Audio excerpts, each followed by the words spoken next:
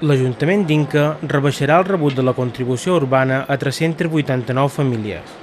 Aquesta rebaixa serà del 55% en tots els col·lectius afectats, excepte en les famílies nombroses, que s'arribarà al 90%.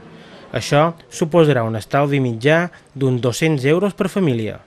Y se han presentado un total de 1.629 solicitudes, de las cuales se han aprobado 1.116 bonificaciones, todas de ellas de contenido social. Podemos decir que se han bonificado a 389 familias la contribución urbana. El recibo del IBI les serán bonificados.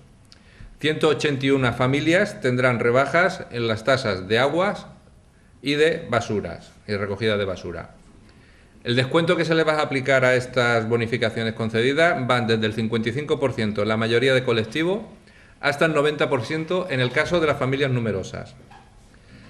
Supondrà un ahorro medio por familia de unos 200 euros. L'Ajuntament ha resolt les peticions de bonificacions fiscals de forma que han estat aprovades 3 de cada 4 presentades. Vull recordar també que l'Ajuntament d'Inca en aquests moments té més de 50 bonificacions posades al debat dels ciutadans. Mos costa que som l'Ajuntament de tota Espanya que més bonificacions té, que més col·lectius contempla, que més necessitats bàsiques contempla dels ciutadans, i això fa que, precisament, com deia molt bé Antoni, que hi hagi aquesta avalanxa de peticions i que moltes d'elles siguin aprovades i que suposin un estalvi mig per família d'uns 200 euros, que és una bonificació que pot anar des d'un 55% fins a un 90%.